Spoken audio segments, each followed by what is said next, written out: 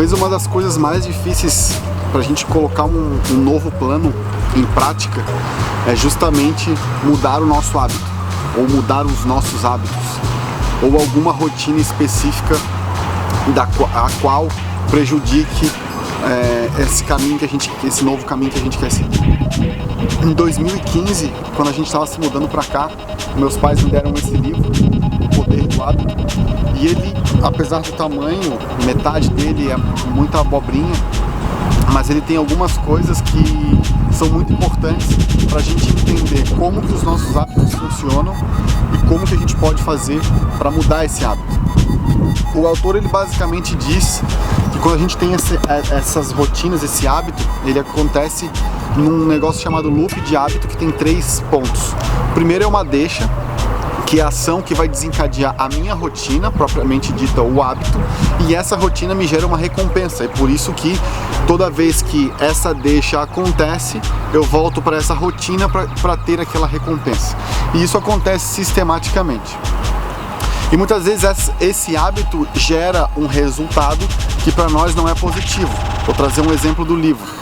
Uma pessoa que esteja acima do peso e que queira diminuir o seu peso, ela tem um hábito, às vezes tem um hábito de, por exemplo, estar trabalhando, esse trabalho gera um estresse.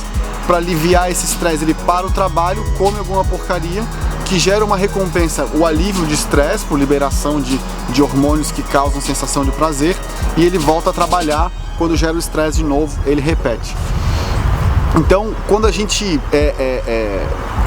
tenta mudar um hábito, muitas vezes a gente corre para o caminho contrário. Por exemplo, uma pessoa que tem essa rotina que eu acabei de descrever, eu quero emagrecer, então eu vou cortar os meus intervalos de lanche no trabalho, então ela passa a trabalhar direto. Isso aumenta o nível de estresse dela sobremaneira, que de repente ela simplesmente precisa acabar com isso e volta a comer todas as porcarias de novo. Então o segredo da mudança do hábito não é a gente eliminar a rotina. Aquela rotina, ela precisa continuar ali. A gente precisa, na verdade, substituir essa rotina. Utilizando ainda esse mesmo exemplo de a pessoa estar estressada no trabalho, precisa fazer uma pausa. Essa pausa não necessariamente para aliviar o seu estresse, ela precisa vir de comer besteira. Ela pode, por exemplo, substituir essa rotina de comer besteira por conversar com um colega de trabalho, ou jogar algum jogo, ou ler alguma coisa, entrar num site de notícias para ver algo completamente diferente do seu trabalho. Então a deixa continuou existindo, a pessoa está estressada com o trabalho, a rotina continuou existindo, mas ele substituiu de comer porcaria por uma outra atividade que não impeça ele de atingir o objetivo dele, de perder peso, e a recompensa foi mantida, que é o alívio do estresse. Então ele substituiu a rotina para que esse loop do hábito seja mais saudável para ele. Então isso é muito importante para a gente fazer essas mudanças de hábitos que nós necessitamos para a gente atingir uma meta. Mas antes desse ponto, a gente precisa entender quais hábitos são prejudiciais a nós em relação aos objetivos que a gente quer seguir.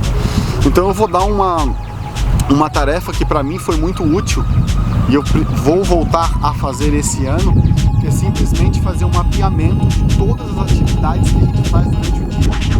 Que horas que a gente acorda, que horas que a gente sai da cama, o que a gente fica fazendo durante esse intervalo, entender o porquê que a gente faz isso, que horas que eu pratico atividade física, como que eu faço, o que eu faço antes, o que eu faço depois, detalhar o nosso dia, um dia padrão, exatamente como ele acontece. E ali a gente identificar quais são os hábitos ou quais são as nossas rotinas que estejam nos prejudicando em relação a atingir os nossos objetivos.